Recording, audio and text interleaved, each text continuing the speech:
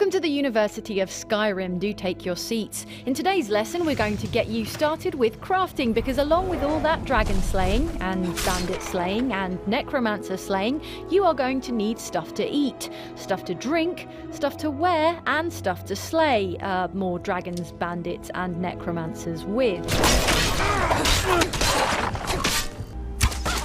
That's where crafting comes in, because you can't just steal everything. Well, alright, you can steal a lot, but you shouldn't, because crafting is excellent fun and even a nice occasional respite from hacking up monsters and torching wolves.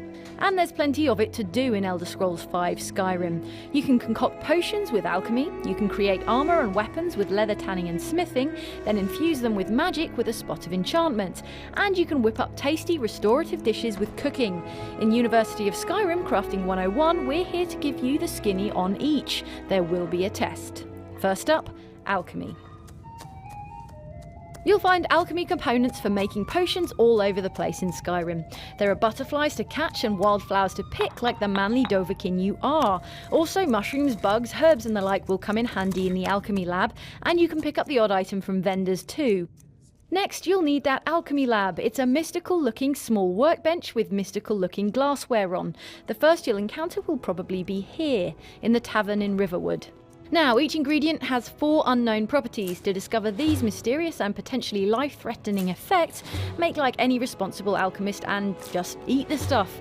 It might dissolve your insides, but it's all in the spirit of scientific investigation, eh?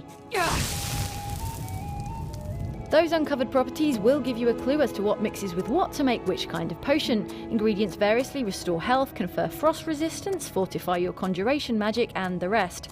At the lab, you're invited to mix 2 or 3 items together and see what you get. Feel free to experiment.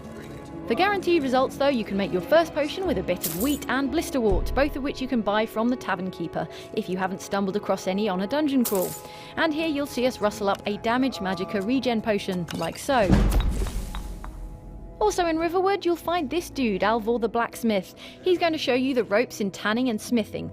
Have a word with him when you get into town. He'll probably be at the blacksmith's, funnily enough, and he'll walk you through basic leather and metalworking. Under his artisan's gaze, you'll turn hide into leather on the nearby tanning rack, craft an iron dagger and hide helmet in the forge, then temper the former on the grindstone and the latter on the workbench. You'll need animal skins to create leather, of course, and ingots of metal to forge weapons, armour and jewellery. In the end though, a blade can only be sharpened so far. If you're looking for something extra, something special, an edge for your edge, if you will, then it's time to turn to magic, specifically enchantment. With enchantment, you mix an item of gear with a spritz of magic.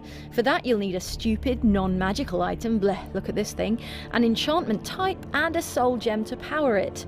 To learn an enchantment such as frost damage, you can destroy, that is, disenchant, another magical item, and you'll find soul gems of varying degrees of power scattered about in dungeons, for instance.